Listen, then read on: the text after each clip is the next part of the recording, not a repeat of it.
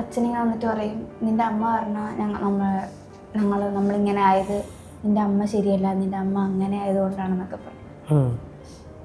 എല്ലാവരോടും പറയായിരുന്നു. അനിയനോടും പറയും. ഞങ്ങൾ 3 പേരോടും പറഞ്ഞിട്ടുണ്ട്. എന്നോട് പറഞ്ഞു. ഇവൻ ചോദിക്കും, ഇവൻ കൂടുതല് ഞങ്ങള് രണ്ടുപേരും അങ്ങനെ ഒന്നും മിണ്ടിയില്ലേല് ഇവനും എന്നെ എടുത്തടിച്ച് ചോദിക്കുന്ന ഒരു സ്വഭാവം കുഞ്ഞിലെ ഇപ്പില്ല. അപ്പോ ഇവനിങ്ങനെ ചോദിക്കും, നിങ്ങൾ എന്തിനാ അങ്ങനെ ചെയ്തത്, നിങ്ങൾ എന്തിനാ ഇങ്ങനെ ചെയ്തത്, ഇവൻ അങ്ങ് ചോദിക്കും.